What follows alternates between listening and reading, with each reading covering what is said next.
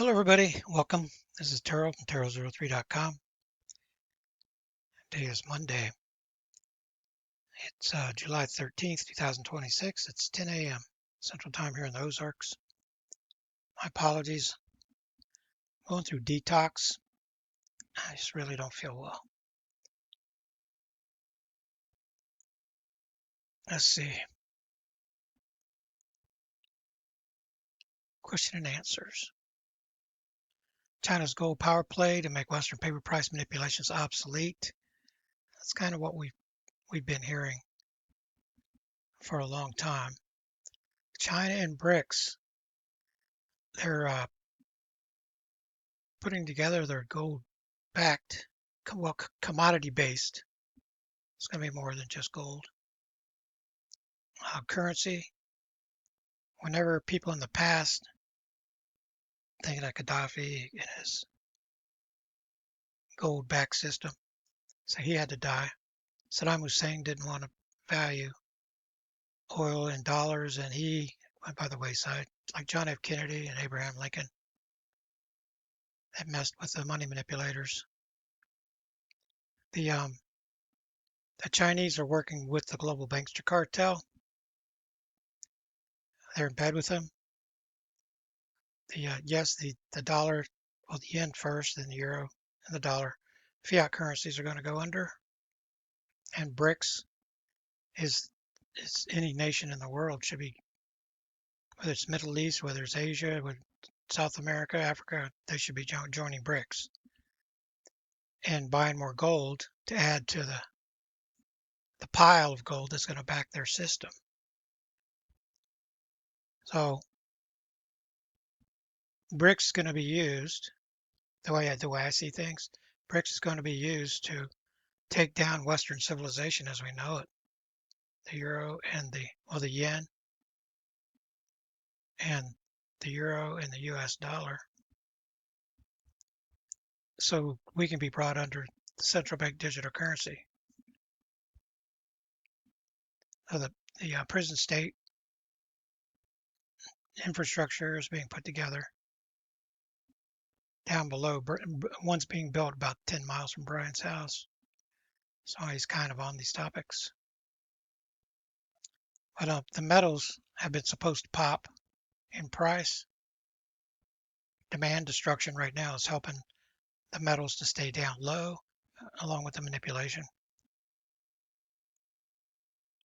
And I'm for the riggers continuing to rig because they're pushing the price down, and that makes it more affordable for us. Oh, this is the watermelon. The best part isn't red. The rind part, the white part, has health benefits, something that I'll show you the video when we go through. And how to pick a sweet watermelon.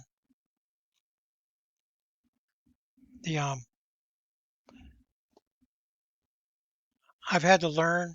I've been buying 2 watermelons a week as part of my rehab, my detox, and so I've become pretty proficient at picking out the best watermelon in the pile. There's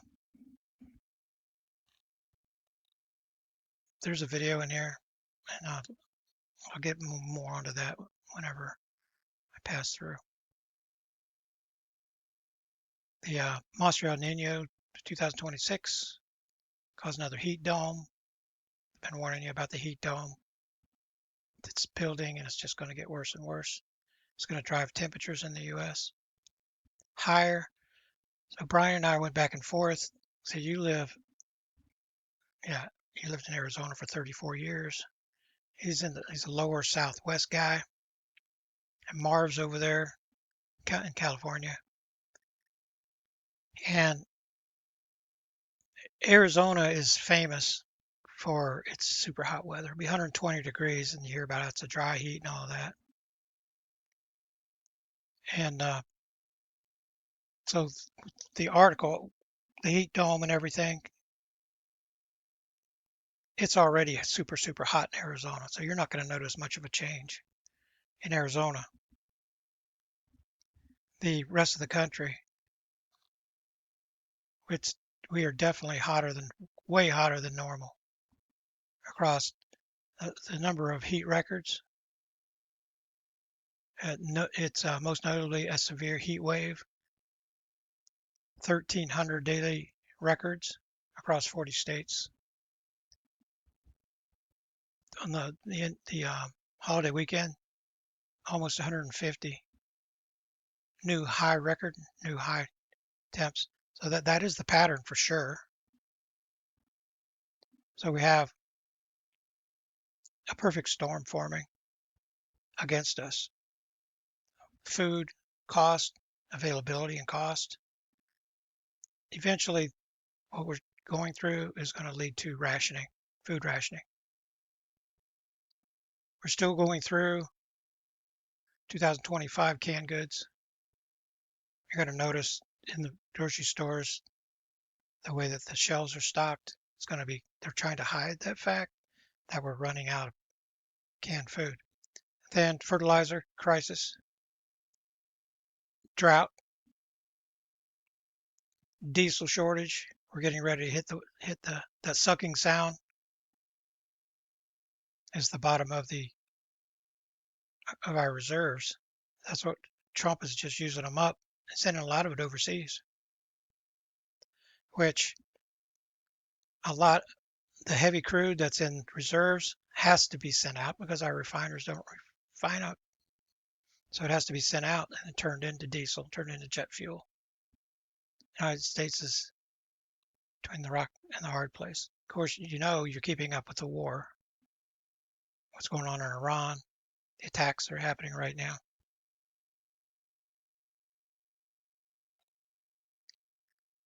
So yeah, we're going back and forth on the Brian. You can stop and read this. The tide temps don't seem this high if you're in Arizona. But for me, and whenever I lived in Minnesota, I lived there 7 years. Then the number of days above 90 were only 4 on average. When I was up there in the late 1990s, we set a record for the most number of days below freezing in a row. We had some really got I'm from Florida, and my blood got a lot thicker. The thing that I noticed is my happy place, or because I was a bricklayer, I was going to work every day, even through the winter. The best bricklayers with the biggest companies, we work all year round in Minnesota. They cover up the building in a giant tent. The scaffolding, it's all built, and they enclose it all with plastic, and they put million BTU, however many you need, million BTU heaters down on the bottom. And the senior people, like I was kind of new to the company, but I went up through the ranks because I was the fastest bricklayer there, and with over 20 years of experience. And we generally migrate to the outside of the walls. If you're a union bricklayer, if you go by a building and you see all these bricklayers up there, the guy that's on the far left on the line, he's the senior guy. The second guy is the guy on the far right. And the guy on the far right always pulls the line. So it's usually an old timer that has the most experience is the lefty. He's on the left side of the wall. He's got his ruler out. And he's measuring how big the thickness the joints are, and he's yelling commands to they're called twig people down south. Trig people they're called. Those are the people out in the middle. They have a little metal clip they put on the line, and they control the heights. So I was that left-hand guy. The the reason that the guy on the right always pulls is because sometimes that line breaks and it has these metal clips on it. So whenever the guy's pulling the line, it's kind of a critical period, and everybody on the wall turns their back to me. So if the line breaks, it goes his way, and it happens sometimes. You have to pull it really, really tight, and then all those metal clips go flying and everything. If it hits you, you want to it hit you in the back. So anyway, in my experience in Minnesota and being from Florida, I didn't mind the heat. My blood is thinner if you're in Florida. And then you go to Minnesota, then you have generally have more difficulty with the cold. My favorite temperature went down from 70 to 65 to 60. By the time I left there in 7 years, my t-shirt weather and working, my favorite temperature was 55 degrees. Your blood gets used to it over time. So if you're in Arizona and the dry heat that we hear about, it's your blood has adapted to that. But other places in the country have not done that. We had to go home many days. So along with having those record cold temperatures, and we had some record hot temperatures, and we it, the foreman guy, the superintendent over the job, and the foreman, they all got together and agreed, and we just packed it up and went home because it was too hot for those guys. They were used to the really, really cold temp. They'll be in t-shirts and it's 40 outside. But when it got above 80, and then you see over in the UK, then they're getting those hot temperatures. I lived there too. I lived in London. And the people there above 80, anything above 80, they start freaking out with the heat. If you're in Florida, or even if you're down in Spain, then you're accustomed to the warmer weather. But the people in the UK, whenever it gets above, say it's 82, 83, the ladies in the parks, so they come out of the buildings and they go into the parks, and they're usually getting sun and things like that. Well, when it gets above 80, they start taking their tops off. They'll be sitting out there in their bras. Just saying, first-hand experience being over there. Aircraft carriers move closer to Iran. It seems to me that all of our aircraft carriers, our carrier groups, destroyers, it seems like they're all targets. There are things happening to some of our ships over there we're not hearing about. That's why Trump's going crazy. He says, well, they attacked the cargo ship or something, and so he's freaking out. No, it's because our military ships are being hit. We're not being told.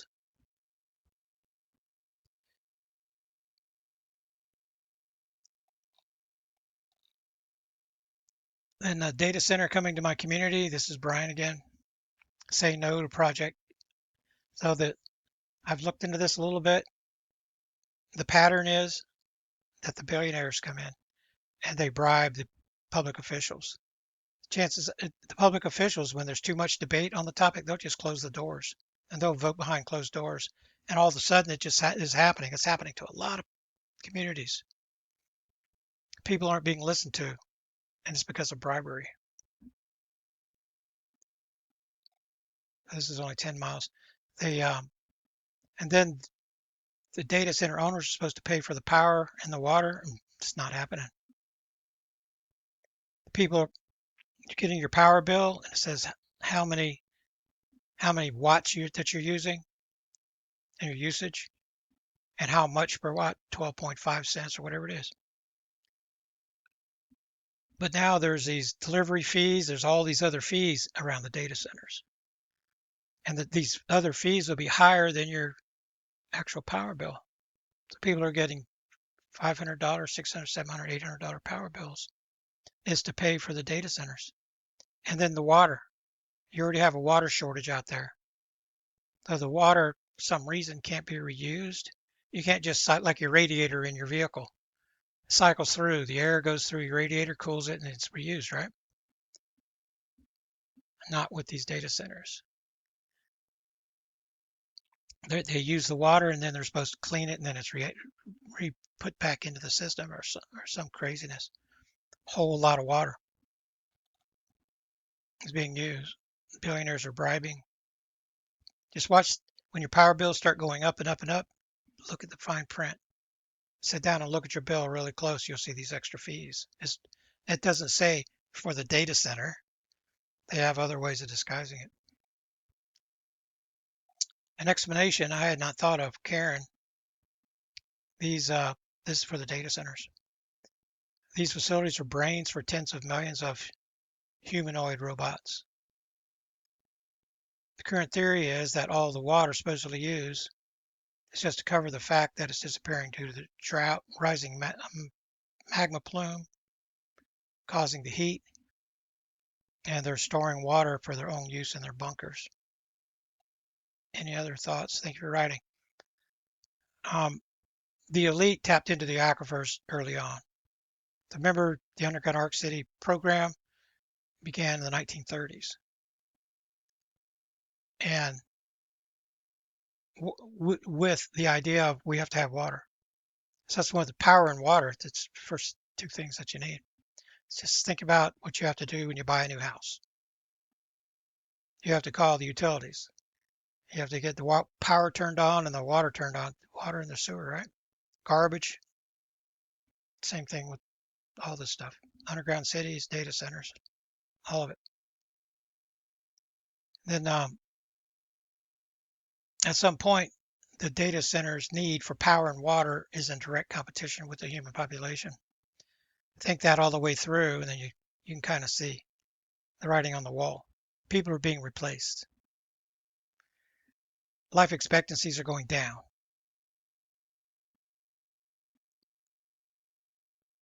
So the need for people in the workplace is it's going down. We're being replaced by the robots. Even bricklayers are being replaced. Something big is coming to Ukraine. Keep your eye on BlackRock. So true. What's happening? Ukraine is entering the end game.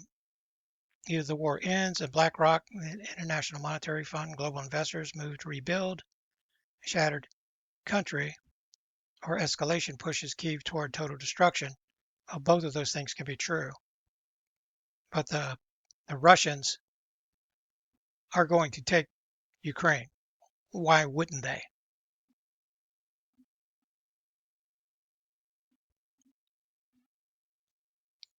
Okay, yes, Putin's generals and the Russian people are ready to end the war by any means necessary. The seems to me, if your goal was not to weaken the West using Ukraine and the Middle East, Iran, everybody's jumping on board. The EU, United States, just funnel billions and billions through Ukraine. Then the corruption takes over. A lot of that comes back to our corrupt Congress. And the West is weakened. That's the goal. But now, with the drone strikes on the refineries, the generals and the public, they're ready to end the war. And the death of our war hawk, Lindsey Graham. Difficult to tell what the truth is with Lindsey Graham, because the places that Graham visited came under attack while he was there, and then he's dead. If you listen to Larry Johnson, the CIA analyst guy, he examined the timeline, and there's something fishy going on with him being dead. And me personally, I never liked the guy. Warmongering, neocon, and had a big mouth about it. It's a lot of the upfront war hawk lingo that he was spreading out there. It just shouldn't have been said, in my view. It seemed like he was a loose cannon on the ship. I didn't realize he didn't have a family. I didn't realize that he was gay, or a lot of information's coming out now, and we should expect that some of it's going to be real and some of it's just going to be throwing dust and smoke into the air.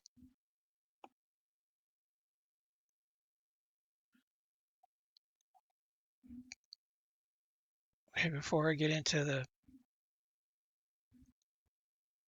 Nano Silver special, still going. Have your orders in by 8 a.m. Central Time on Friday. Deliveries 20th and the 21st. We're looking for 1.3. See, we passed the black star in week 13. By the time you get to week 17, then the activity is going down. I've already looked, and we have We have sixes on the board right now. I'll show that to you here in a second. So you can see 4 of the last 5 cycles, we've had only 1 in the last 5. Before 2017, then we were getting the quakes. Now goose eggs seems to be pretty common. It's not going to be for this cycle. We're going to have more, I believe, on this cycle than we have in the last 5 years combined. Things are changing in the dynamic underneath our feet. In 36, that was the high water mark. Very difficult for 5 magnet earthquakes to get out of the 30s, to get into the 30s. So you have the teens back here, and multiple teens in a singular week. That doesn't happen very often for the 5 magnet earthquakes. 20 to 30 is going to be your average, and then above 30, particularly for week 17. With 36, the high water mark, averaging 24. That's about the average for these years prior to last cycle. That's about 24 right there. So we're looking forward in 274. This 1600, I mean, it's way out of whack. 2018, we're going to see a lot of those, and I changed it to 400. It's higher than any of the other numbers, which it should be higher than any of the other numbers, but not way off the charts. So 274, see how close that is to the average for the last 5 years? That's what I went with, 274. The average, yeah, for last week, we've been in the 300s now. Look at all those. 1, 2, 3, 4, 5, 6. Last 6 weeks, we've been averaging over 300. So this is the week here where week 17, after we pass the black star, we're moving away. The magnetic polar connection gets longer, and the Earth responds with these values just dropping off the cliff. That's precisely what we're seeing in this data right here. So you see a little difference here with this 36 on the last cycle. That's off the chain compared to these values.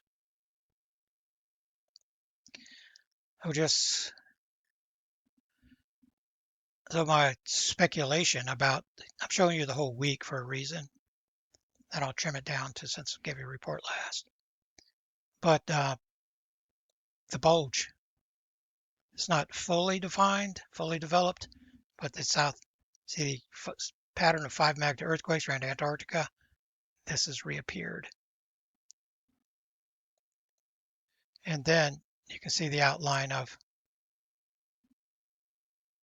it doesn't come out to catch the edges of this tectonic plate here, but you can see it. The South American bulge is happening at the same time. And you kind of get that, you see the pattern when you see so many the same color. So this is about 3 days old. So this one's even newer.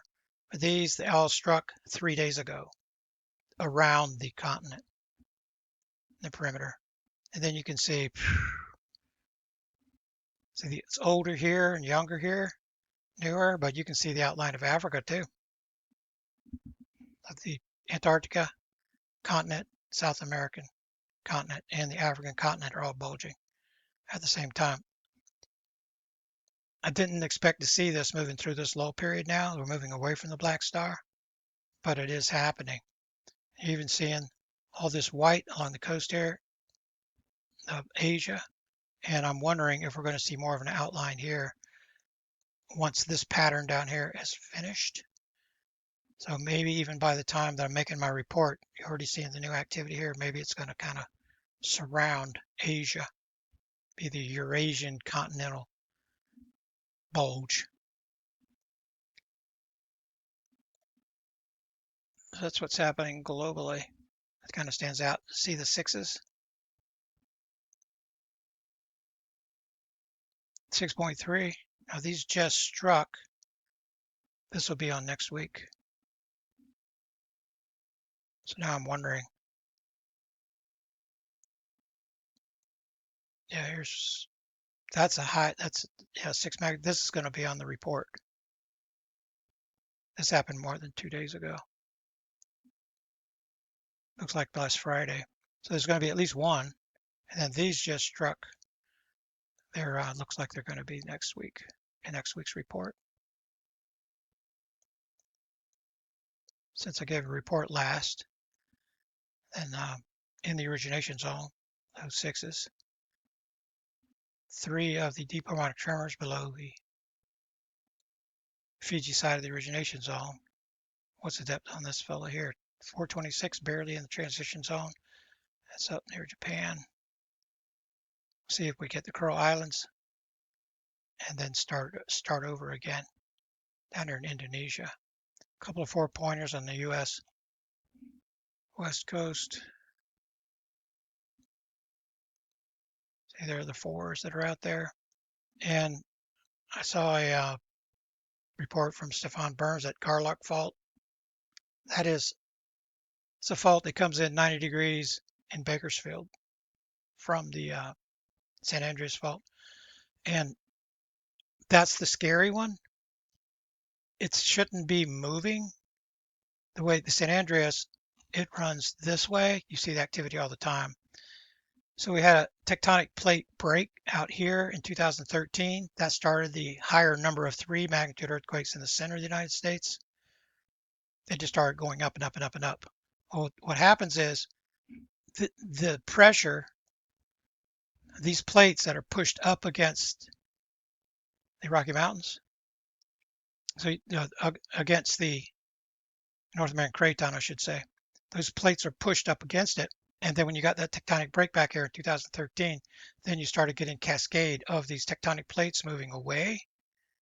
Well, that separation in tectonic plates in the fault lines, like San Andreas that runs, you see the same direction as the North American Craton.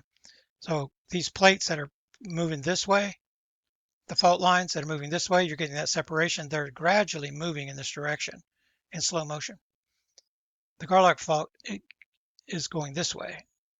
And when it starts moving, and if it starts becoming really, really active, then that could spell disaster for the U.S. West Coast, the entire West Coast. So it seems to me that the horn formations that are underneath there that are pushing from underneath are adding to that separation. That's moving north and south rather than from the east to the west. So we'll keep an eye on that. Check out Stefan Burns talking about the headlines that have Garlock Fault in them are pointing to danger signs for the U.S. West Coast, in my opinion. And nothing east of the Mississippi River Basin. I was looking up the location of these salt mine locations. There's 2 over here. There's 2 over here that hold our emergency oil reserves, because there has been a pattern. See these quakes that are striking here? This wants to be a swarm area. This one's typical. A line of quakes strike along here, and it's because of the way the foot formations of the North American Craton is being pushed on. The magma pushes in this direction, comes from this direction, it goes this way.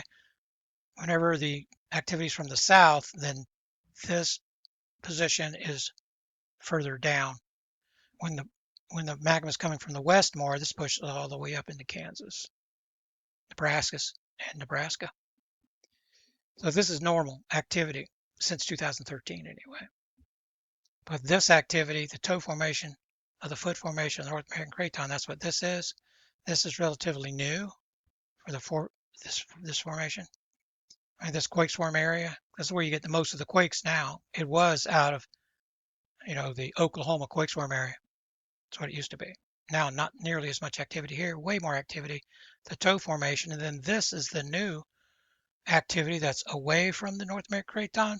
And this is the activity that is concerning me for these salt mines. So we're seeing a string of these quakes striking even over into Louisiana. It happens. It's not all that frequent, but these quakes right here in the 3 magnitudes, and you get the 4 up and every now and then, you get a background cavitation, a shaking that's happening. That has the ability to influence what's going on in these salt mines. The sides just start caving in. You're supposed to keep those tanks full, and the pressure keeps everything neutral. You start lowering the pressure, you start inserting water to be able to pump the oil out, it starts changing things. And people are debating on how low, 318 million barrels. Is it 250 million barrels? How far down can we draw before we start getting that sucking sound and before the collapse of the caverns start happening? Well, all I'm saying is these quakes like this in the 3 magnitude range, that's causing background shaking. That can affect these. This right here has struck us even over into Louisiana. So every time one of these strikes, it's a sledgehammer that's hitting the region that's creating this series of waves. And eventually that can cause the collapse of those salt mines that's holding our strategic oil reserves.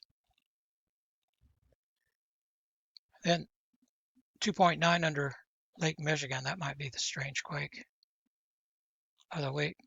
That's what it looks like here in the United States. And then Mid-Atlantic Ridge hasn't seen this much activity in quite some time.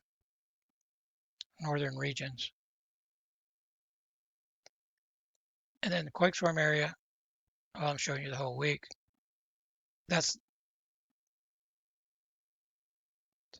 You see what's going on here in and around Puerto Rico. That's a lot of swarm activity. So then that's the full week. Then you cut it in half to see if it's on the increase or on the decrease. And it is on the increase. Most of the activities in the last 3.5 days. See it? It's on the increase. Take it with the rings and you see it looks like that the quake swarm area, this is 2 months worth of activity in the last 3.5 days. See how this is south and west of Puerto Rico. This is the actual swarm area, even one that's out in the trench, 2.7 right there. Then these have 3-pointers, multiple 3-pointers coming out in the last 3 days. So getting one 3-pointer out of this quake swarm area is pretty rare. The highest magnitude quake, because I do this, put the report together every week, and I'm looking for the highest magnitude quake out of this quake swarm area, and it's 2.9, 2.7, 2.5. A lot of weeks. The 3 out here and multiple 3s in a week, that's a big release of pressure. That's happening really, really fast in sequence. As we've gone through weeks here recently, entire Saturday night at midnight, Saturday night at midnight with only one out of this quake swarm area for weeks in a row. We have 3 in 3 weeks out of the swarm area. Now all of a sudden this is happening. So this is a big change. This quake swarm area used to produce 7 to 10 events per day. So this would be, for a week, this would be off the charts. This would be way up this high. For years, it was like that. So this is a return of activity out of that swarm area. I haven't seen this in months and months. We'll see what happens. There, a lot of that activity, see how white it is? And this swarm activity out here. Keep an eye on what's going on here. I mean, it's good that the pressure is being relieved. If you remember, going back in time before these Venezuela quakes struck, this is when the activity stopped. And I'm going, something's going to happen here. Something's going to happen here because this is where the pressure is being relieved. This is the regional swarm area that's relieving the pressure. So now this is relieving again, but it's a change. It's good that the pressure is being relieved, but we'll see what this could be precursor to something else that's happening. And it doesn't have to happen here. This is the pressure sensor, if you will. It's something that can be happening in this region. It shows up here. This quake swarm area has been migrating. It was for years, when this investigation started, it wasn't a Puerto Rico quake swarm area, it was Haiti quake swarm area. It's migrated to this location. Now, this is the sensor for detection device for this entire region. And that's what I keep an eye on, and so far it's served pretty well. There's a change that's happened right now. It just happened in the last 3.5 since I gave you my report. And you see the tectonic bulges that are happening. Okay, that's enough. Those are the values that we're looking for. And this is, see the 1-pointers, we're up in the threes. The alignment, the 6 magnitude earthquakes, we're averaging in the threes. Now then 1.8, 1.6, 1.9, 1.3.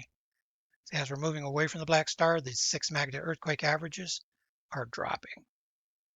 It's precisely what's supposed to happen. So we're up in the 30s on the 5 magnitude earthquakes, and they are dropping. So these drop from the threes, these drop from the 30s, and these drop from the 300s.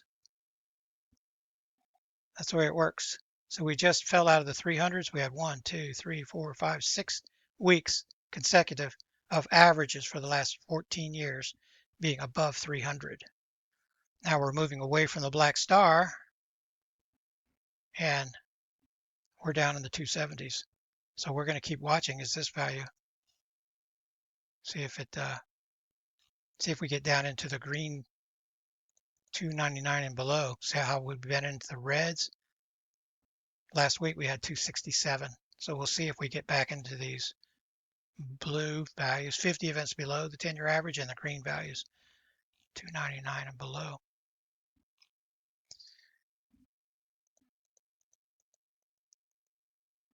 Okay, threats. The top threats over the weekend that I saw and put it in the newsletter for you guys. Doctors reveal reality of tick-borne diseases. They are on the increase, guys. Emergency rooms are seeing more and more people with Lyme disease. There are 4 different types here in the Ozarks, and the locals refer to them as tick fever. The treatment is pretty much the same for all of them. When you go to the doctor here, emergency room, I had to do that back in 2012. And they put me on antibiotics. And it was terrible. Some people have symptoms that are severe, like I did. Some people, not so much. Some people have it and don't realize they have it. Their body's degenerating slowly. It's a soft kill biological weapon. That's what the Lyme disease is. So my symptoms were awful. They include fainting spells, extreme weakness, weight loss. Being on the nanosilver sodium borate weight chart regimen gives me confidence to work outside here in the Ozarks, knowing that the soft kill bacteria cannot replicate inside the cells of my body. Though the reason for my extreme fatigue, it's very similar symptoms that I have, is not because of tick fever. It's because I felt so confident that I kept going out throughout the recent fall, even the winter. You guys saw me out there. I was like upset because I couldn't get out there and do the concrete work because it was too cold. But I'm still running out there and get it done. I'm running and running and running and running. Filled my body with toxins, and I was on the slippery slope and didn't even realize it. So that's what's going on with me right now. But if you know anybody that, because half the people that get Lyme disease live with it the rest of their life. They treat it with antibiotics, and it just doesn't. It works half the time. So if you know anybody that has tick fever, they have Lyme disease, then it could be terrible, like this lady here dealing with it, ongoing battle. Nanosilver, the weight chart, get on the regimen. Weight chart dose is just 1 teaspoon. If she's 110 pounds, she only takes 1 teaspoon doses a day. It'll change your life because it's going to go in there. It's going to reprogram the microbes and turn them into an immune system that seeks out and zaps and zombifies the bacteria, and your body becomes a secondary immune system. Really, really great stuff. I wish what I have, my condition that I have right now was curable by Lyme disease. I mean, Lyme disease by nanosilver. Third Iran war, you're not going to get much of an update from me on Keep Up with Mario, Knopfel, and the rest of them, the colonels, Colonel McGregor, for what's going on with. I can give you kind of a backdrop, a 30,000 foot view on what's happening. It's going crazy. Fighting just won't stop, and it's not going to. It's the global bankster cartel that's doing this. This is all the same thing. Taking down the global economy, killing the dollar, getting you on central bank digital currencies. It's all the same thing. So BRICS is being used. BRICS is being used by the global bankster cartel to weaken the West in Ukraine and in Iran. The whole world is turning against Israel and against the United States, particularly right here. So the bases that we have here, we're using as staging areas to attack Iran. They're all being attacked. And the United States is going to be asked to leave. Notice of all the countries that were attacked by Iran, the Emiratis were not attacked, United Arab Emirates.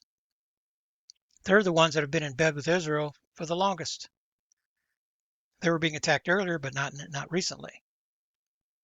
And that's the thing about the United Arab Emirates. They're the weakest in the prison yard. They depend on the bully for protection. That was the United States. That was Israel. Now they're waking up and realizing the biggest superpower in the region is Iran. That's who you need to be giving cigarettes to in the prison yard scenario. You need to make peace. The Emiratis, they'll jump on the fence. They'll jump on either side. They'll play all the sides. They're the weakest out there. That's why they didn't get attacked, because they have a backroom deal going, and whatever resources they have, they're going to be saying, here, take it. Just don't attack us anymore. We'll get the Americans out of here. Just give us some time. Give us some time. Just like the Saudis. They're having to do the same thing. They're having to be reminded, because they were attacked, they have to be reminded that Iran is the big superpower in the region, and we're still going to be here when the Americans are gone. That showdown's happening right now. And I don't see any into it. Think about it. Why would Trump want to close down the Strait of Hormuz? He's working for the global banksters. That sucking sound is our reserves running out here in the United States. That's going to lead to rationing, and that's the goal of the global bankster cartel. They're going to make conditions so bad here that when they're going to collapse the economy. Just imagine how it's going to collapse the economy and what's going to happen when the truckers don't have any diesel to bring food to the grocery stores. We're close to being in a diesel shortage and rationing. But the media is being used to make everybody complacent, keeping the sheeple occupied. Hard stoppage of U.S. strategic oil reserve supply to market is imminent. That is a fact. We're going to knock the hell out of them, out of Iran or out of the U.S. population, out of the U.S. population. It's at the same time that we have a need for the water, and the water drought is happening around the entire northern hemisphere. It's not just the United States. UK, they're having the same exact problem. It's happening in Central Asia right now. And at the same time, it's happening here in the US. Then you have the data centers coming up that need water and power at the same time. We're going into the hottest months. The brownouts are going to turn into blackouts. And all of this is going to lead to a food crisis. Food and diesel rationing. When you see food and diesel being rationed, Mad Max is getting ready to come out and play. And the activation day is still happening. The Iranians and how angry they are with the Americans and the Israelis cannot even be measured. They have terror cells that are here right now. ready to be deployed. The thing is, Iran isn't the one deciding when that activation date is going to happen. It's not Trump. It's not Netanyahu. It's the banksters. They're going to decide. You're going to see other things happening at the same time. Rationing of the oil, rationing of food. The silver bubble is going to pop. Derivatives bubble is going to start popping. And hedge funds and governments are going to start going under. It's going to be chaos turning into mayhem. And it's controlled demolition of Western civilization as we know it. So if you still think that it's Trump and it's Netanyahu, then you're not paying attention. It's the global bankster cartel. And this is happening on their timeline whenever they say. Trump is manipulating the markets, but he's getting the memo from the global banksters. Those that are aligned with the global banksters are able to manipulate the markets. The longs, the shorts, the puts, the options, they're able to play. They know what's going to happen because they're with the global banksters. Not, and some of those are with Trump. Yeah, his family. They're as corrupt as the Biden crime family and the Clinton family and the Bush family. The rest of them. That's what it means to be in the game, being a puppet of the global banksters. They all are. The Obamas, Barry and Mike, they're puppets of the Obamas, of the global bankster cartel. That's what's going on. Monster El Nino, 2026, another mega heat dome. This is the one that Brian was commenting on. It's about to get worse. We're having just a little reprieve here in the Ozarks, but I'm expecting the heat dome and super hot temperatures. Oh, out in the garden, that one of the reasons I'm kind of run down is we have to do the yard. I have to get outside. It releases a bunch of the toxins in my body. But I ran into some volunteers that are out there, a watermelon plant and a tomato plant. They're probably going to die, but they're out there hanging on right now. So far, the volunteers have the ones that just happen by themselves. They haven't provided. I've messed with them, and they don't produce. Just saying. Iran war is here. The sequel is going to be more dramatic than the rest of them. I hardly believe anything that comes out of Trump's mouth. It can be 180 degrees different 10 minutes from the time that he makes any statement. Price of oil skyrockets. I checked them out this morning. They're half what they should be, looking at the paper price. Stock prices crash after Trump declares ceasefire. I haven't checked the numbers yet to see where we're at, but we're about to do that. I gave you the live information. Iran wrecks U.S. aircraft, and we've had ships that have been hit. We're just not hearing about it. And they say that 13 of our troops have died. The number's going to be way higher than that. U.S. aircraft, air defenses, rocket launchers, multi-phase attack. So my prediction that Iran and Russia are going to get more aggressive, well, that's happening. Instead of tit for tat. Tit for tat, things kind of go back and forth, kind of sits in the same place. Escalation ladder is you attack and we attack you twice as hard. That's Iran and Russia. And that's BRICS. That's what's happening in the background is BRICS are using using Russia and Ukraine and using the United States and Israel and the Iranians and their allies to weaken the West. We're being weakened every single day. The U.S. empire is diminishing. U.S. basic income, social credit score, system dystopia. Trump accounts now mandatory for every newborn. So I added a few video links and shared this with you guys this morning.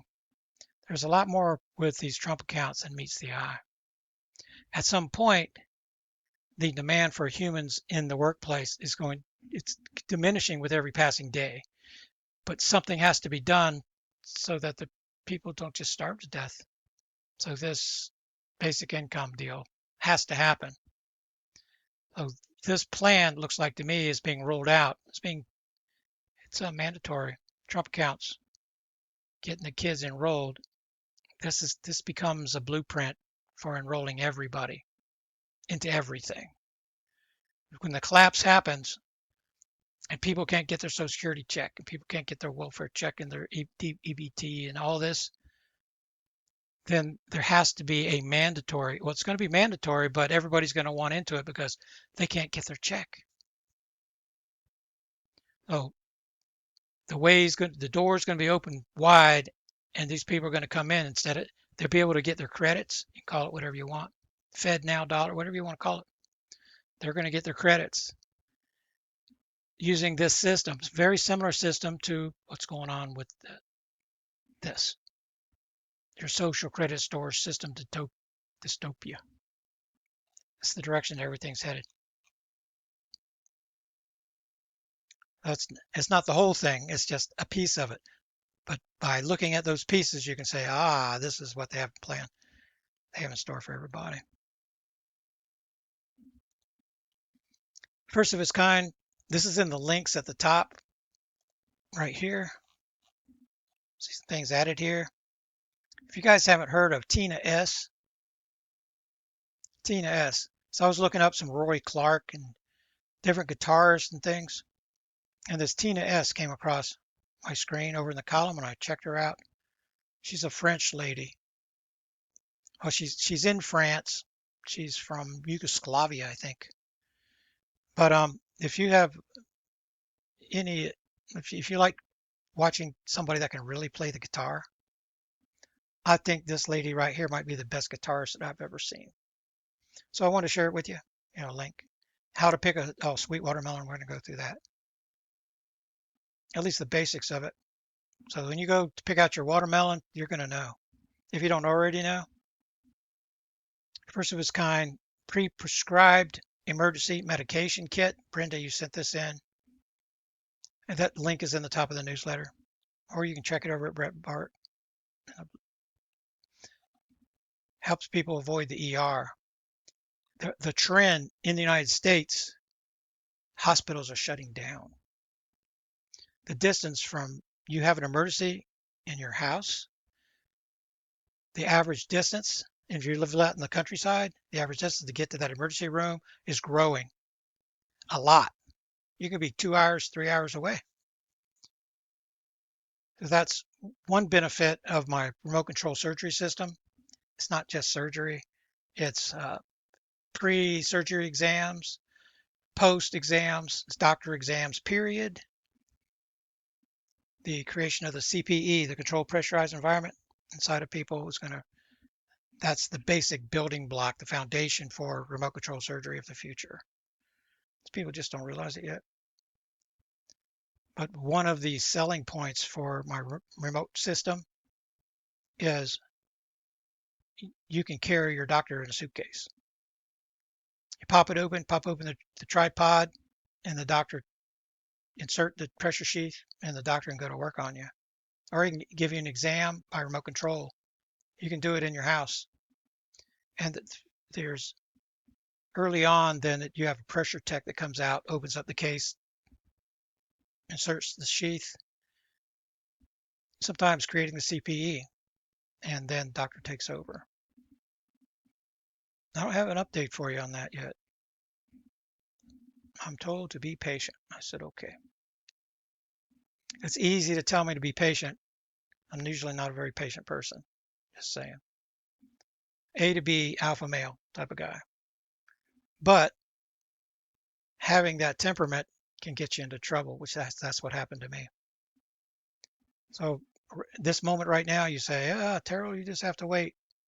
And I say, okay. So I don't really have much choice. Saudi Arabia is draining Arizona's aquifer to grow hay, and it's legal. You start going through, they're buying companies, these LLCs, foreign owned. This is happening. This is all across the United States. People that have dollars, they've been accumulating dollars because of oil trade and this and that. That's why Saudi Arabia is the perfect type of country to do it. But it's not just them. The Chinese are here. You name it. If you look at the top people that own like Japan, they own a lot of our debt. They have a lot of our dollars. They go, hey, let's go to the United States and buy up some of their land. And the thing is, they're draining the aquifer and they're not paying one penny for it. They're paying the cost of renting the land. It's happening. And my statement back to, I think, Brian, I think you sent this in. My response is, America deserves what's coming for being so stupid. We have natural resources like what's in the aquifers. And we're just letting it go. We're not being the husbandry, being a good steward over resources. It's all out the window. Americans are just stupid. And that's what we get. We're being stupid. Okay, Tina S. This lady right here. She hasn't done anything here lately. Looked around just a little bit, and she's playing with a band or something. But I want you to listen to her just a little bit. Because this lady right here, she can really play the guitar. Turn it up. Don't want to blow you away though.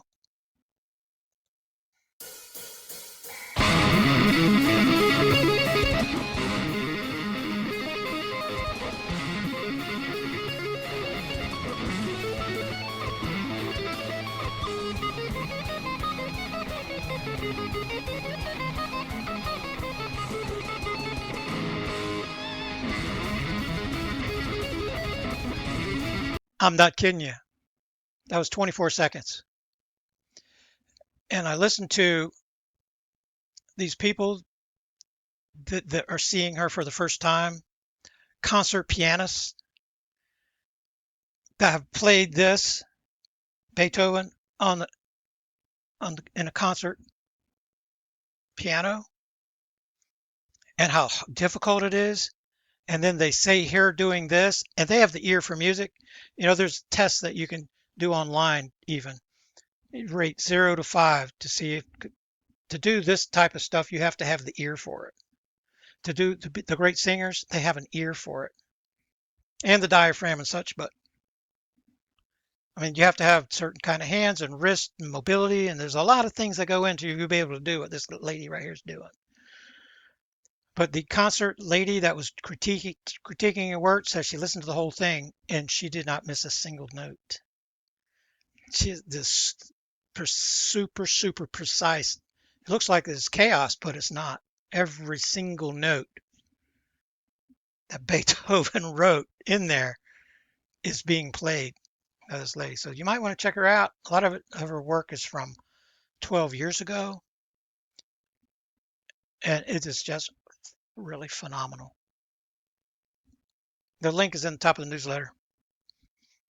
Yes, this is orbiting the Earth. There's an object that's out there. Some people think that it's an object. Mr. MBBB3 guy is he covers that kind of strangeness. It looks like we may be entering Fungal storm sweeping America, toxic dust carrying disease. There's a disaster that's happening in the U.S. West Coast, similar to the Dust Bowl scenario that's happened here before. This is very serious. So with the Salt Lake, if you kept up with what's going on with the Salt Lake and how it's evaporating, it's happening from underneath. Tectonic plates are superheated from the migrating plumes. It has to do with the super plume. It's amplifying, drying the place out, And as those waters retreat, then you get the wind and you get the dust from what's being laying on the bottom. And some of that stuff is fungus that has been down there for a long time. And it is sweeping, it's into the air masses, and people are breathing the particulates. It's getting caught up in the bronchial tubes and the fluid in the bronchial tubes. It's reactivating, and people are getting really, really sick. It's another reason to get on and stay on the nanosilver. The nanosilver sodium borate weight chart regimen. The both the nanosilver and the sodium borate are natural antifungals, along with bacterial antibacterial. For the the sodium borate natural antifungal doesn't have all the properties of the nanosilver, obviously. That's the thing that they have in common, though. They're both natural antifungals. So deadly fungus storms, and this is just blowing in the wind. It's another aspect of the pestilence card that's being played against you and me. This is big. It's always big breaking news. They're having to evacuate. This is because of fire. It's a perfect storm. Our country is under extreme duress. We're being attacked from every side. Eventually, the symptoms are going to show up more and more and more. And we're going to realize we're in big trouble.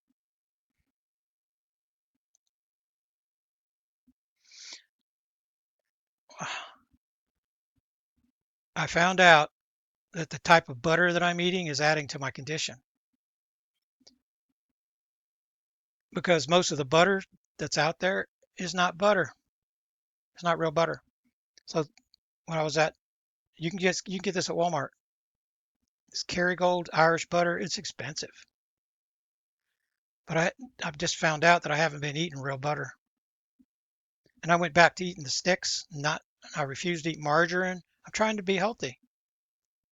But the butter that I was using, just turn around and look at the ingredients on it. When it starts talking about these flavors, these additives, when it's a mile long, then it's not butter. When you look at something like this Kerrygold, grass-fed, unsalted, pure butter, when you look at it, it says cream, it only has 1 or 2 or 3 ingredients when it's real butter. When you have that real long line with the dyes and all that other crap that's in there, that is something, all the gunk that's in there, and some of what's being peddled as butter is none of it's butter. It's full of things that your liver and your kidneys have to process, making us sick. So I'm generally, I can eat anything. Strong like bull, I can eat anything and nothing bothers me. Have no allergies to anything, to food, to drug, anything. But when you're on the slippery slope because you've overdone things like me, and my kidneys are almost to the point of not functioning and my liver's, then every little thing is bad. I have to be careful about what I eat and drink, and I'm on a strict diet. I cheat a little bit. I'm on the road to recovery, but butter, just our food is poison. Oh, this guy here, the top 5 worst. So the top 5 worst, he's going to go through first. The number 1 on his list was the butter that I was using, which I thought was real butter. Okay, how to pick a good watermelon. So if there's one rule, if there's 5 different things, there's 5 different things that you look at. I'm not going to find it. The field spot, that white spot that's on the bottom of your watermelon. If it's white, you don't want it. The best watermelon is the one that looks like butter. The buttery yellow, the deepest yellow is the one that you want.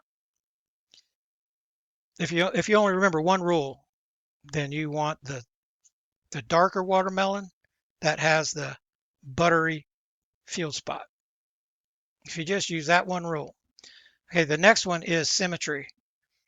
Whenever the flower for the watermelon is originally pollinated, if it's pollinated correctly, properly by the bees, then your watermelon is going to have perfect symmetry. You're looking for a watermelon that has the butter spot and has perfect symmetry. If it's bigger on one end or the other, then you're going to find the seed distribution is different on the inside. So symmetry and the butter spot. So the next one was the stem, the brown, dark, dry stem. If it's green stem, you don't want it. It's going to that's going to have the white field spot. You don't want those. It was picked too early, and most of the ones that I see at Wally World, they were picked too early. But they don't leave the stem on for you to be able to tell. You can tell because they have the white field spot. You don't want anything to do with those. So originally, the ones that I picked out, I got a good watermelon, a bad watermelon, because I pick out two every week. I've been doing this now for enough weeks. This week I got two good ones because I looked it up and learned what to look for. The oh, the last one is the weight.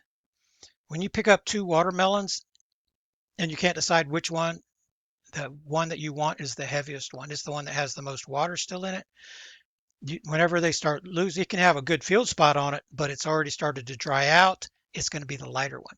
So whenever you can't tell and you both have a good field spot, everything else checks out, pick them both up. The one that's the heaviest is the one that you want. That's pretty much it. 5 things from the Amish guy. Every summer, you throw away the most powerful part of the watermelon. You eat the red flesh and bin the rest. Yeah, the white. So if you're getting your body back into shape, a little more of the white. You just whenever you're cutting your watermelon up, then you just keep a little bit more of that white on there. Doesn't taste as good, but it's good for you. Well, we've now traded strikes with Iran. America runs out of oil next Wednesday. So this was what she's saying is. I think she's saying according to what Trump said, because it was 4 weeks ago when Trump said we had 4 weeks of reserve left. There's a lot of factors. How much of it's going out? How much of it's going to Japan in exchange for the missiles that we took from them? Because that's what we did. Philippines, Japan, South Korea. We went in and grabbed our interceptor missiles to use them up to make the West weaker. But then we said, okay. Well, we're going to give you some of our strategic oil. So according to Trump, then we are sucking air on our reserves starting Wednesday. I think it's going to go a little bit further than that. But the bottom line on all the stuff about the reserves is that Trump, the banksters are pushing us to the end of the line on our reserves. And what happens after that is rationing. When you see rationing in the headlines, it means the reserves got to the end. And then we're going to find out, because of the earthquakes that are happening in that region, if we've destroyed our ability to use the caverns again. You keep sucking out the oil, that's going to happen. Doctors reveal reality of tick-borne diseases. Yeah, if this is you, get on the regimen. If anybody you know, because nanosilver and sodium borate together, more so for the fungus, the combination. But the combination, sodium borate and nanosilver, we need that for the biological weapons. But whenever you protect yourself against the bioweapons, you're protected against the fungus and you're protected against the bacterial soft kill biological weapons too. Iran World War III is here. The top featured articles, hard stoppage of the oil reserve. It's imminent. So it's imminent, and then Trump restarts World War III. So I was listening to commentators. It's getting a little irritating for me. People talking about the straits, plural, of Hormuz, because I see the politicians doing it. The straits of Hormuz. They're trying to manipulate the language. Doesn't seem like much, but it is. The singular strait of Hormuz is what we're talking about. That's where 20% of the world's oil, shipped oil, passes through. But if you can make the population believe that there's plural straits in there and that Oman has one of them and that the Iranians have one of them, then the Iranians have only rights to their strait. There's only one. And then I heard a guy giving his commentary talking about how there's the international waters, that Iran only has a right to 3 miles of the water. That's BS. Oh, I closed the video that the commentary was going on. Now I wish I'd kept it up. But they're saying that the territorial waters only extend for 3 miles. That is not true. That is just not true. This is right from the law. Maritime zones, chapter 2, right here. That distance is 12 nautical miles, territorial sea. This is for every country in the world. United States, doesn't matter. Russia, Japan, Iran. 12 miles from your shores is territorial sea.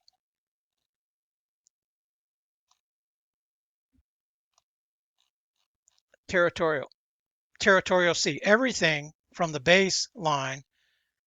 So that baseline is low tide. Wherever low tide goes to, that's where you start. That's the baseline. To a limit not to exceed 12 miles is considered state's territorial sea.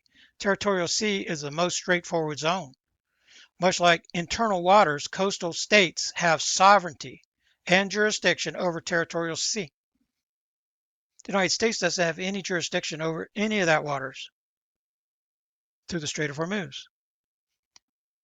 If your country and the neighboring country if there's 21 miles for the Strait of Hormuz, so that's less than 24, right? Well, then your territorial waters extend to the dead center. So the two countries in play over there, that this is their territorial where they have sovereignty. They can create laws, and it's Iran and Oman. But then the country that has the ability to defend it militarily, that's Iran. So Iran's going to tell Oman, look, if you don't do what we want, we're going to come over here and take over your country, and we're going to make it Iran. And we're going to, if that's what you want to force us to do, that's what we're going to do. Because that's their nuclear weapon. That's Iran's nuclear weapon, is control over the Strait of Hormuz, right? Well, that's what's happening. So other nations, and then people are saying, well, why doesn't the EU come in and help? And why does this? Because they don't have any jurisdiction there. They're not Oman and they're not Iran. They have no jurisdiction over those territorial waters. The United States doesn't either. And that's the law in a nutshell. Right? The price of oil skyrockets, stock prices crash. We're about to see if Trump's able to manipulate the markets when we go through and look. Third, Iran war is going to be crazy. The people are saying this is going to drag out beyond the midterms. But the world can't stand. We don't have the reserves for it here in the United States. This is not, like I said before, this is not Trump's plan. It's not our corrupt Congress's plan. It's the banksters' plan. And it's not the Israeli lobby, APEC. It's not their plan either. They're puppets for the global bankster cartel too. Because what is it? A lot of people in Israel are getting the heck out of Israel right now. They're going to Greece. They're going anywhere in the world but staying in Israel because they see what's happening. A bullseye is being painted over Israel by the whole world. A lot of pain, particularly in the East. There's a lot of pain is happening because of Israel and attacking, and the United States attacking Iran. The Monster El Nino, this is happening at the same time. The heat dome is building. right now. Iran's retaliation. Defenses. More of our ships have been attacked than we've been told. And it seems to me our carriers are all vulnerable right now. It's not just Iran. Iran's willing to take credit for it.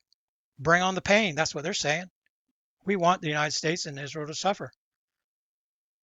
The attack is likely going to come from BRICS. It's going to be China and Russia and India. It's going to be BRICS, but it's going to be like this, what's happening in Ukraine, just turning around. The EU, NATO, United States are using Ukraine to attack Russia. It's the same thing. Eventually, the United States is driven out of the Middle East. Watch and see.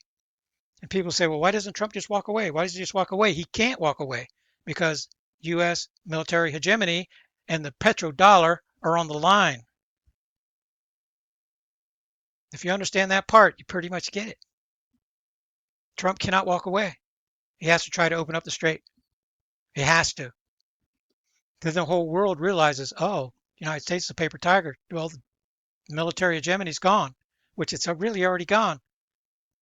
If you don't have any interceptor missiles to defend yourself, your Navy, your allies, you're out.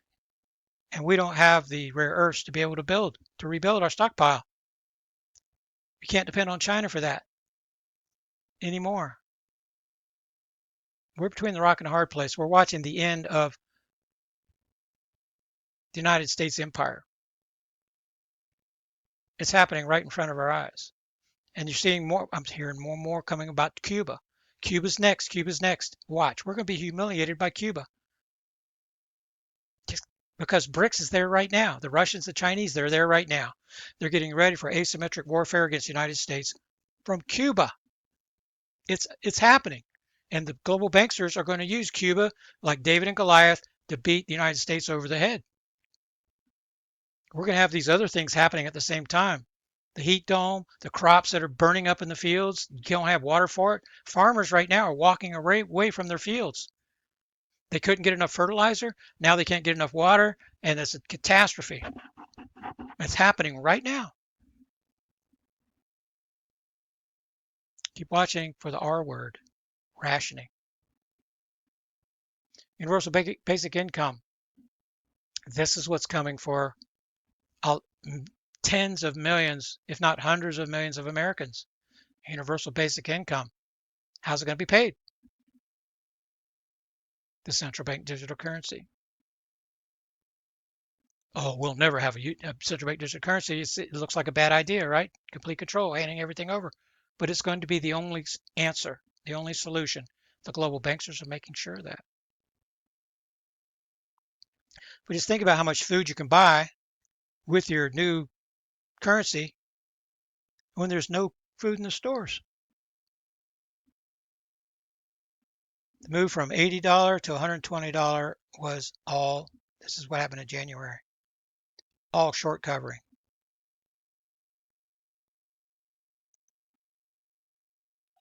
Japan dumping almost $1 trillion. So what does this do? Now all of a sudden, the U.S. Treasury and the Fed, the U.S. Treasury can't sell any bonds. We can't sell bonds to pay for our spending binge because Japan's selling $1 trillion worth at 80% of the value. The 5%, people say that whenever your 30-year bond goes to 5%, that's the death nail in the coffin of the economy. We're already there.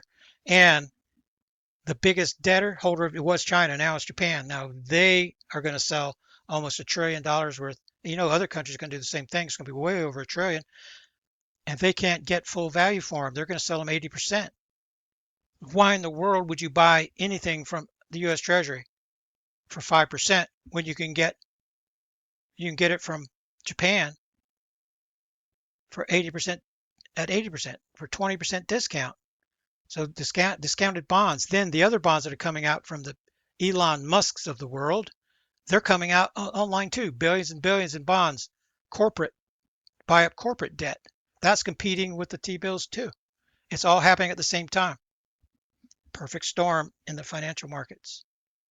But it's not going to collapse until the banksters say so.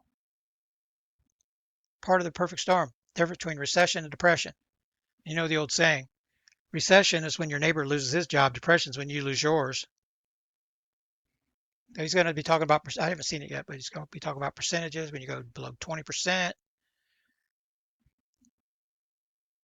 When you have negative GDP, which we've had, well, how can you talk about the difference between recession and depression when you've been in recession for at least 15 quarters to 20 quarters? We've already been in recession. Well, the next stop is depression. 17 billion warrants, biggest gold move yet. I shared this with you guys. Digital dollar reset. She's explaining how the tokens are being used to keep the government out of the way and to do this privately. Really, really good video. I like these ladies right here. And her answer is always going to be to get into your metals. Get out of the fiat currencies and into metals. 300 banks are now at risk of failure.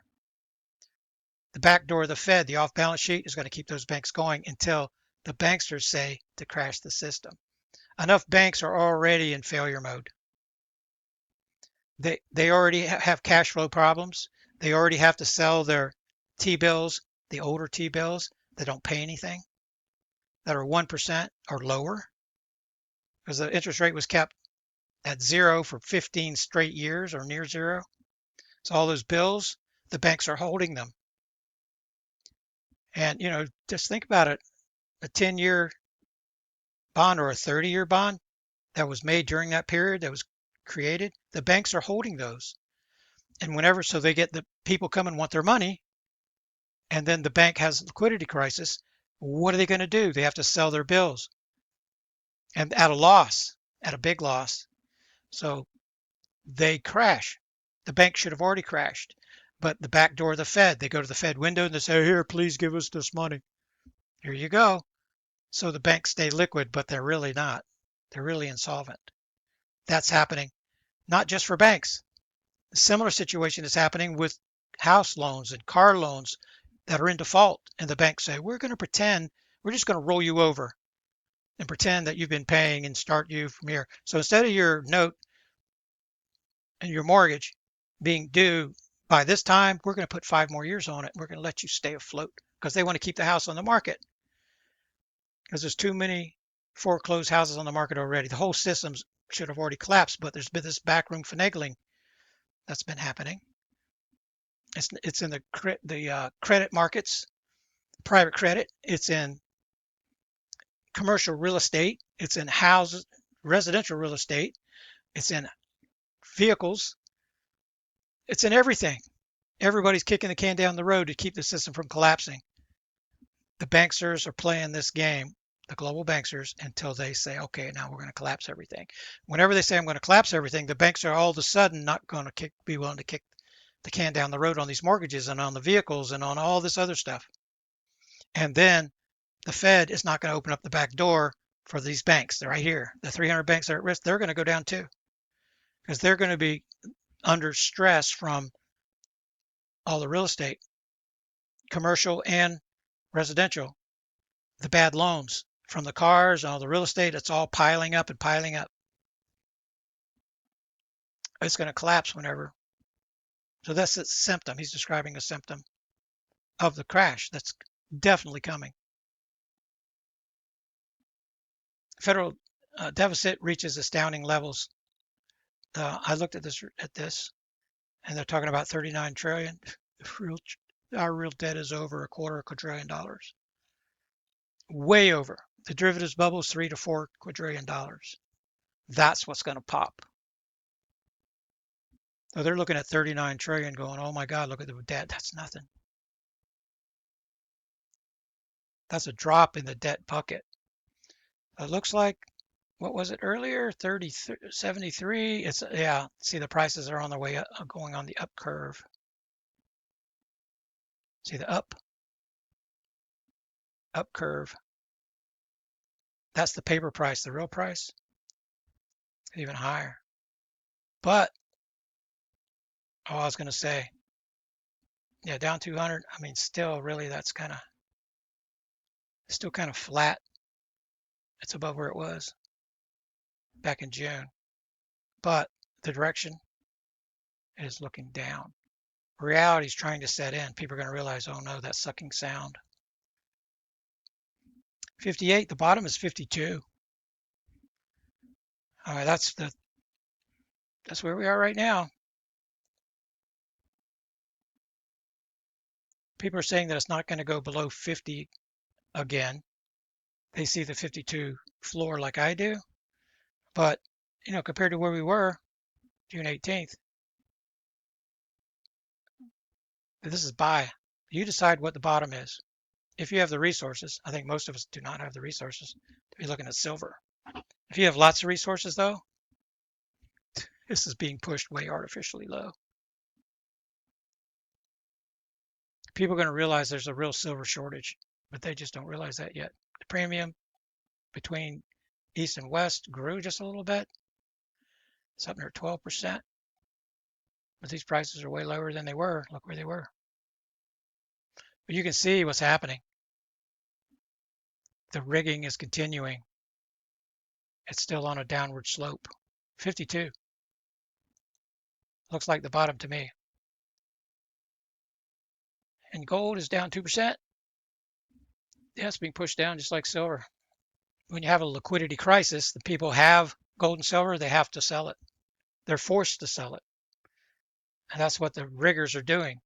The entire system is being manipulated so that people have to sell their gold and their silver. They're going, oh no, it's going to go down to $20 silver. I better sell it now.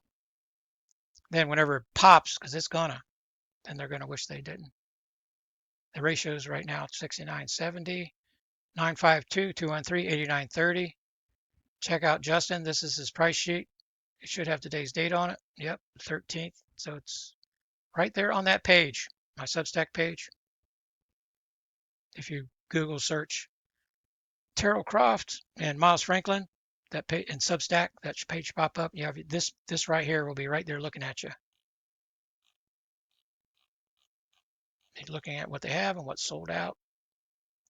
At some point, it's going to be all sold out. I'm still sharing this with you guys. Wrote to Michael Snyder. And because this is where you get access to my links. If you're looking for more information, Black Star information, 6.1 struck. Yeah, I kept the special report up. I'm not going to click on it this time. I think there are 60 subscribers. These quakes struck whenever there was an alignment. The epicenter location was pointing through the moon at the black star. Don't play. 60. God bless all 60 of you. This eventually, I can't even post a link in my description box because it's just started. Eventually, this is going to be the primary. See if I can keep my nose clean. Not get banned again. Terracell activation date is coming. Hope you guys are ready for it. This is going to be the reality. Our carriers. The United States is using 1945 military strategy in the 21st century, and it's just not going to work. You're being played. Trump is a Pied Piper. We'll have a little sit. You go through the links. We'll have a little sit down, and maybe you'll get the red pill. And maybe you'll get to this point where you can start really using your eyes again. Or for the first time for most people. I have to purchase, mix, and use in store. A little bit of an update here. This tick-borne diseases. Have your order in by 8 a.m. Central Time on Friday. Your next opportunity for shipment is going to be the 24th of July. My book, The Mystery Explained. The EPUB version, the PDF version is attached to your notification email. You can get your copy at Amazon. You get a signed one from me. The link's on the website. It's also in the bottom of my Substack post. There's a link there. You get the signed numbered copy. Protect your vehicle, protect your house, protect your backup power systems, EMP Shield. Click on the link on the little card there on my website. You get $50 off each device. I need to get through this. I'm getting really tired, guys. These values are just above average. Nothing to see here. Just Texas is having power outages at the moment. Cascadia's massive tear just got worse, 3 miles down. It's still moving. The push from underneath. So what's the trigger for that? That migrating magma. Planetary drought is rapidly expanding. It's not just the U.S. West Coast. It's not just anywhere. You have right beside though we have droughts. You can have flood. Neither of them are conducive to sustaining life on our planet. You finally get your garden going, and the drought hits it, and then flood. Lightning strikes explode worldwide. Earth's almost overlooked killer. In the newsletter, we share quite a bit of this happening. India seems to be the country that's hit by the most lightning and kills the most people and goats and you name it. Multiple towns just completely destroyed. National Guard. So with the drought, we haven't had a drought here in the Ozarks yet. We've had, I think, more than average rainfall. It's been more sparse here lately, but just recently we just got mist. But my neighbor had to come out and help me. Whenever spring and summer come, then you have to watch, because if you live on a mountain, then you have creeks, you culverts, pipes. You have to watch them. They can block up and wash everything out. That was happening to me out front, the main, out by the mailbox. And we were going to town. I had to stop and dig and pull tree limbs and stuff. It was washing out. And we got a buildup over there, and I just didn't have it in me to do anything about it. And my neighbor across the way saw what was going on. He brought his tractor over and helped me. So I called him and thanked him for that. I was out there a little while. Cat was out there a little while. The ground was moving from high ground to low ground over there. It was just a matter of time before we're going to have serious trouble. Neighbor came out with his tractor and dug a lot of the stuff out and helped me so that right at this moment we're better than we have been. I appreciate him doing that. Multiple towns completely destroyed. The water really got to rushing around here. We made it through. Weather is their weapon. Flash flood. This is what's going on over on the East Coast United States.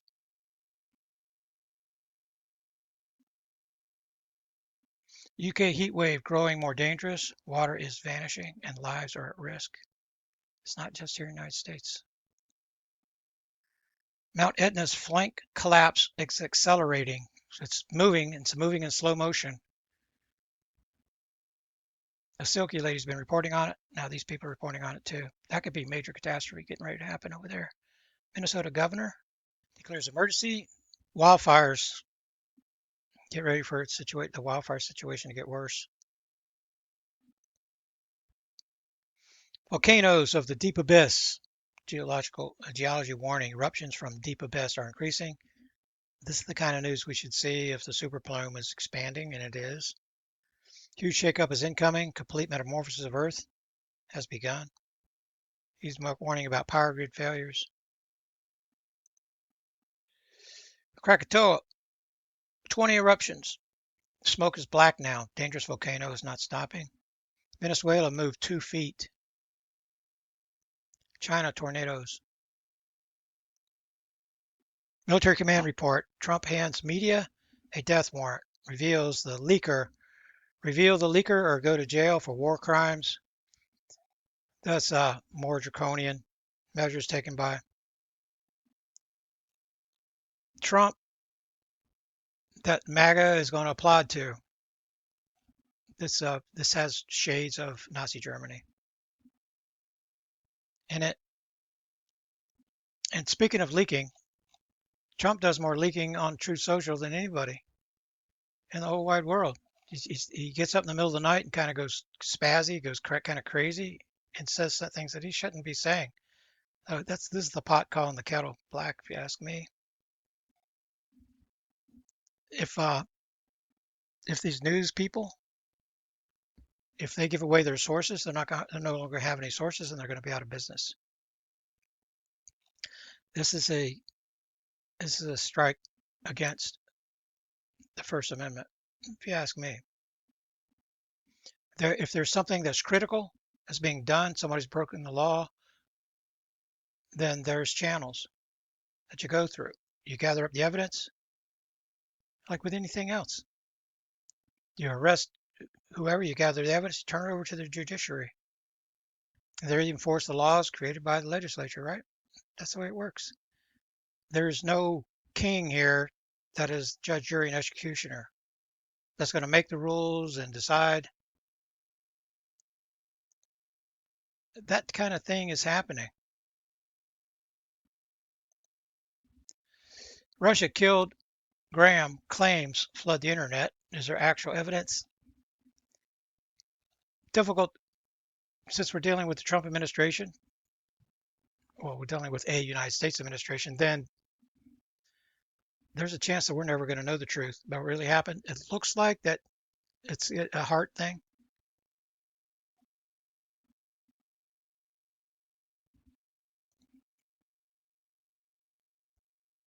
Senator Graham likely died after aorta tear, the medical examiner says.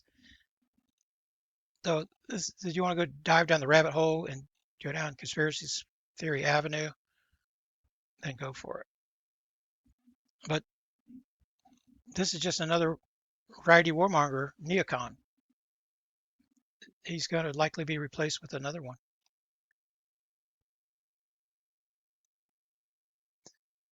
Mitch McConnell, now this is something else. Break silence on his health. Seemed like he was gone and away for a little bit too long. He doesn't seem like he's fit to serve office to me. He didn't seem like he was fit before this episode to me. Looks like he's going to keel over like any minute. While others have been pushed around in wheelchairs. Because they're the ones that you can manipulate. Seems like he should be out of office. You can see all types of, you read the article, spin. Dr. Oz declares war on fraud in the medical industry. Really? So you're going to doge the medical industry? Good luck with that. What ends up happening is the same thing happened to Elon Musk. You go in, you do the deep dive, you look and you see the whole thing is corrupt. Yeah, you can fix it too. Take down the whole system.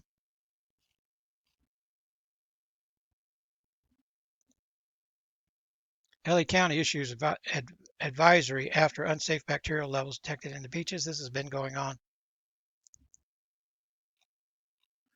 Karen and I traded some emails about water and how is it possible that the United States and Mexico are not in a war yet over the water, diminishing resources. And you could ask that about Arizona and Colorado, Nevada, and the rest of the states over there. We're just running out of water. I'm expecting to see. I think we're already seeing the exodus out of Texas. So the people moving out of New York and out of Illinois, out of California, moving to Texas. I think that ship has sailed. it's getting more difficult to get your building permits when you don't have the water. The people are running out of water. Corpus Christi is running out of water. So how are you going to build? What kind of impact fee are you going to have for general contractors to get a permit to build, or a realtor to sell the property? And then because I used to do that when I was 22 years old. I sold my first commercial property and designed the building that was on it. And sometimes you have to stand in front of city councils and to get variances, and it's a real process when you have plenty of water. When you don't have enough water, then the roadblocks come up. And I'm noticing, looking at the numbers coming out of Houston and coming out of Dallas and Corpus Christi, the people are leaving, kind of like, and not because of taxes, it's for other reasons. I think some of the people moving in from Illinois and New York, for example, northern regions, they're realizing that Texas is all like a different country. And it's hot. It's real hot. And it takes a while for you to acclimate. And they're getting down there and they're going, oh my God. And they're leaving before they even realize there's a water crisis. But I think the water crisis is going to send more and more people out of Texas. U.S. planning pipeline between Iraq and Syria. Okay, what's wrong with this picture? The problem is U.S. The U.S. is being run out of the Middle East, and U.S. is coming under attack by Iraq because you killed their religious leader who was in Iran. All the countries are getting a sour taste in their mouth for the United States, and then any pipeline that you build can come under attack. You're going to keep repairing it and keep building. The answer is not to build the pipelines. The answer is to make friends with Iran. Then all the attacking stops. So there's an analogy to the Middle East if you look at it like a chicken house, and the introduction of a new rooster. See, Iran's the new rooster. Well, whenever you introduce a new rooster to a bunch of hens, every hen is going to fight the rooster. I know this from personal experience. From the biggest one hen to the littlest one, they all got to go and take a shot at them to see who's the big chicken. And once they go through that process, and some of them are going to lose some tail feathers, but then they're all happy. All the hens gather around that rooster and they roost together. And I would find them not even in the chicken house. I would find them roosted in a tree. That led me to understand that I had a problem, which was a skunk I ended up having to get rid of. But anyway, they'll follow that rooster around. He'll be the big chicken from then on. But they got to fight first. That is going on in the Middle East, and the hens in the Middle East, the Arabs, they're going to realize Iran's the rooster, but they haven't got there yet. They all have to fight first. The old rooster has to be ejected, and that's the United States. The United States is going to leave the region, and they're going to have good reason to whenever all their bases are destroyed. Where are you going to work out of? Hotels? Whatever base you're working out of is going to be within reach of Iran, though. And you say, oh, well, we're just going to all go to this base. Well, Iran's going to attack that base too. They're going to keep it up. They're going to be persistent.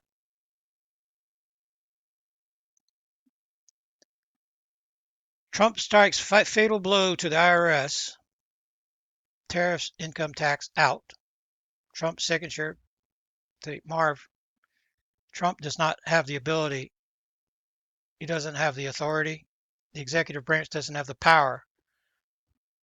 The IRS came into power because it was created by the Congress. In 1913, that's how the Fed came into power. Trump can't end it. He can only appoint the chair. He can't even fire the chair once it's in there, whoever the chairman is. He can only appoint the new one whenever they make up their mind. Congress has to do that. Congress can do it, but there's nothing here about Congress doing anything, is there? No, this is another one of those propaganda stories. Has no basis in reality. And Trump can say it. He's going to try to earn points going into the midterms for the Republicans, right? He's going to say a lot of things that are just BS. Just pretty much whenever Trump says anything, and I was this way about Biden too after getting enough of him, my BS meter starts pushing up redlining every time I hear Trump talk about anything. I mean, he has difficulty telling the truth about anything. That once you get that, see that pattern, pretty much that's the way that anything that he says, I can't hardly take it anymore. And then Fox News is so much on the Trump train, it's difficult to even listen to them anymore. Lately, because I used to listen to 5 to hear the spin and go to the Power Money show, where they have a panel. I like the panels, the big weekend show. Give me the panel because they're puppets and they're given the spin and you can tell pretty fast.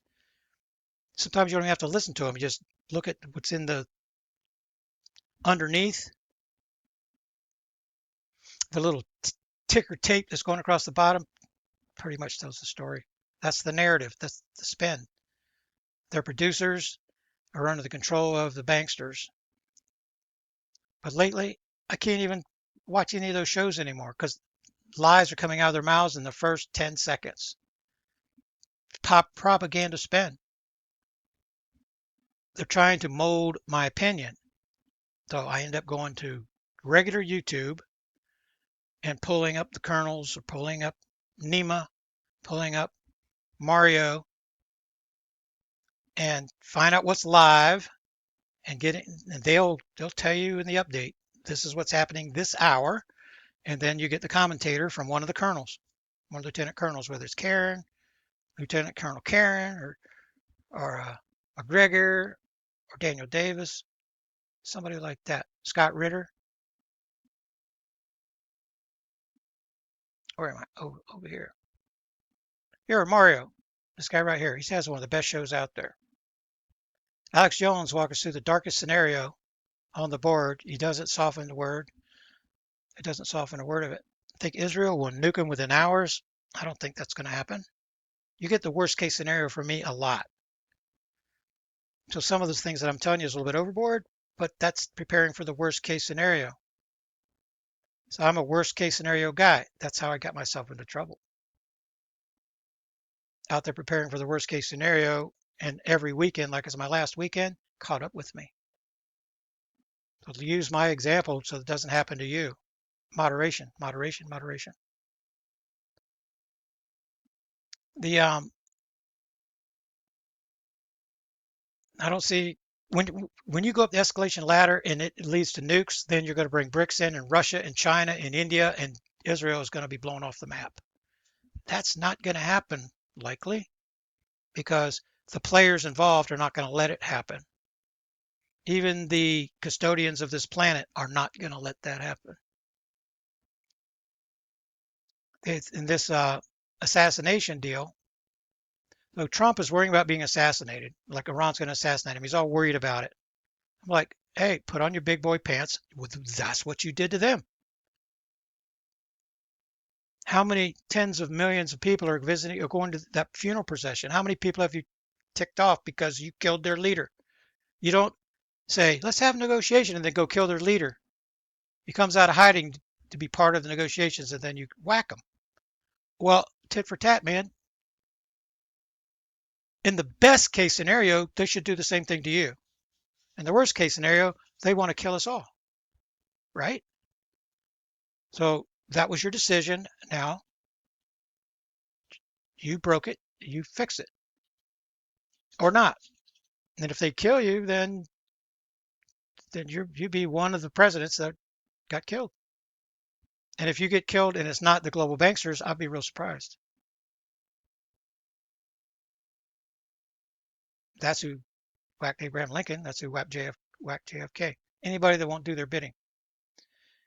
everywhere we went, the screens were dark. I haven't checked these out.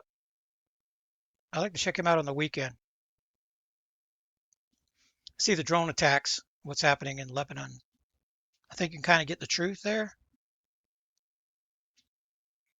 Iran war spirals out of control. The enforcer, he loves that 10-minute intro, doesn't he? With the band playing and all that. Young Turks, are they hiding Mitch McConnell over? The best case scenario for us is Tom Massey runs for the Senate and gets in. That's not going to stop the fact that the whole system is corrupt and they would find a way to get rid of him. But that's the best case scenario. So the Young Turks, you notice I added them to the lineup. Anna Kasparian, I like her. I like these people. They're left leaning. I get that, but they're more in the center, if you ask me. From the progressives, the people way on the far left, they're more. These people are closer to the middle, and they attack the left and the right pretty equally, from what I can tell. But I think we need a dose of reality. Just listening to Fox News and the Trump train is not going to be the answer. This is kind of a clean the palate type of place to go. You have people that are not just adoring Trump and following him no matter what he says. Okay. Russophobia is leading us toward war. Idiots in the EU, NATO are leading to World War III over there because they're empowering Ukraine with longer range drones and missiles to attack Russia. And Russians, they're not stupid. They see what's happening and they're going, okay, you want in the war? We're going to let you in the war. Here you go. Here's some missiles and drones back at you. Entire Gulf's under attack. Let's see what he has coming up. Oil surges 4%. Yep, it's on its way up. U.S. politician got detained by Israeli soldiers, settlers. Trump reimposes blockade. Can you think of any reason that the United States should be blocking the Strait of Hormuz? We don't have any right to. It's not our territorial waters, right? What do we benefit by shutting down the oil? Trump is working with the banksters. Lindsey Graham, yep. I like this guy. Oil shock begins. Hormuz closed. We're getting ready to hit the wall, the oil crunch wall, and Trump closes Strait of Hormuz. My 2026 cars are getting worse. I plan on having my 10-year-old truck for the duration.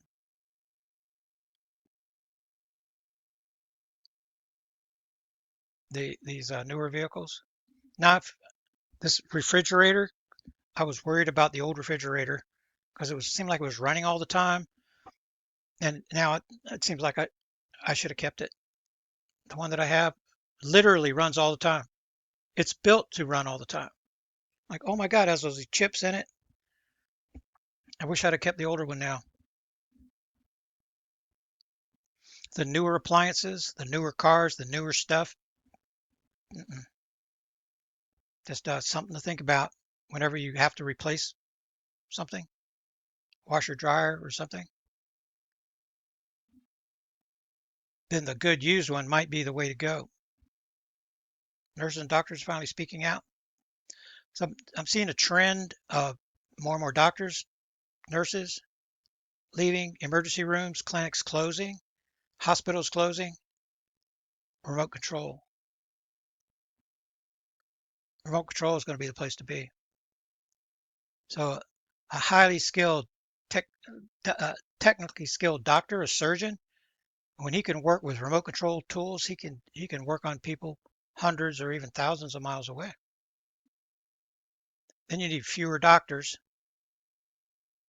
to provide the same services for people. Americans are finally admitting life hasn't been the same since COVID started. People are different.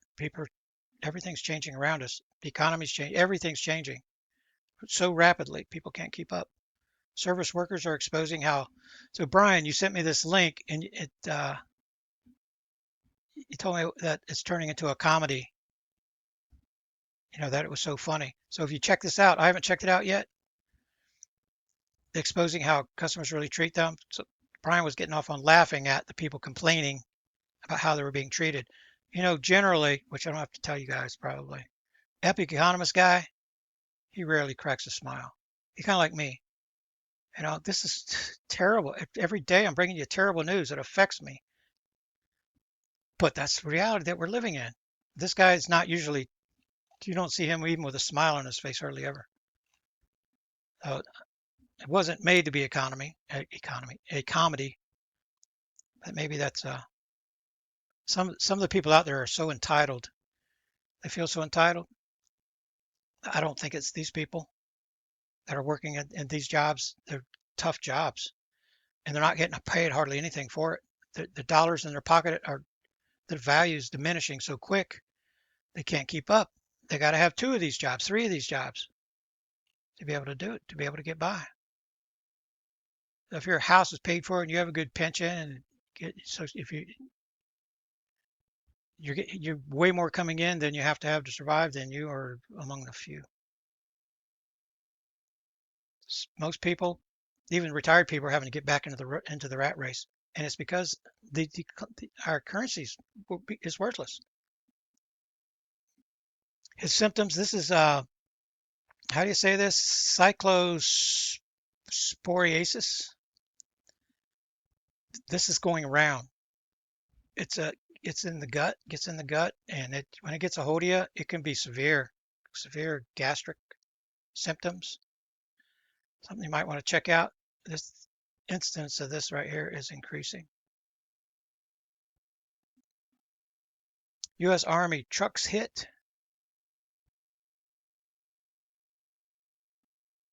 Yeah, everything that has U.S. star on it, U.S.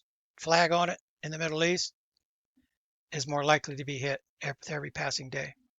Even by the countries, even in United Arab Emirates, inside of Iraq, inside of Saudi Arabia, by the people that are suffering there because of us. Deception and destruction are here. Discernment and preparation. Identify threats, create contingencies, execute. While it's a musical chairs game, the music is still going. It's going to stop. Make sure you have what you need. Stock up before the winter prices skyrocket. Higher prices. Inflation like we haven't seen is coming. Inflation under Biden is going to look calm compared to what we're about to see. RMP, Warhawk, Lindsey Graham. Yeah, rest in peace. I couldn't do the report without mentioning it, but he wasn't my favorite character. Russian doomsday planes ahead. Brian, you asked if I shared this with you guys. Yeah, I pretty much check out Nate every day. And his instincts are pretty darn good. Larry, the analyst, Larry Johnson, was saying that, they're pulling out. These people are moving out, so this is not going to happen. There's not going to be an attack. Nate told him, I disagree. And Nate was right. And I was right. It's not going to go away because it's not Trump and it's not Israel. It's the banksters. The banksters, they have an objective, and they're going to meet their objective. And they're going to keep pushing until we are under martial law. That is going to happen. Block the kick, the defense that works fast. One strike that ends the fight instantly. That's kind of what you're looking for. Hammer fist. That one strike redirects your attacker. You want him to focus his mind on his own body, a position on his body. That one kick or the right grip on the wrist, you hit the pressure point, That's your objective, to redirect his mind away from you and onto himself and onto a particular point inside of his body. Whenever you get his mind redirected and you get a hold of that wrist, or then you can determine the outcome really, really fast. Generally, your objective, particularly when you know you have far superior force, you don't really want to hurt anybody, right? Your objective, I think that's what Putin should have done. Convince Ukraine they don't really want to fight you. And Iran can do that too. Iran can take the lead, inflict the pain, redirect the thought to the United States and their allies and their assets that they don't really want to fight anymore. That's the objective that you're looking for.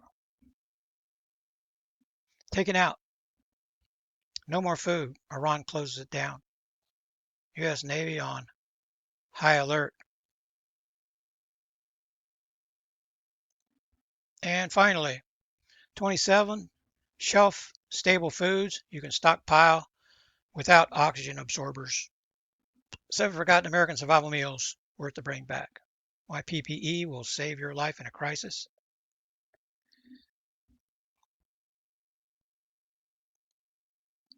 And that's it for this Monday. Holy cow, 2 hours. Appreciate your support very, very much. Get more information right at 003.com. And I'll see you on the next Black Star Update Report.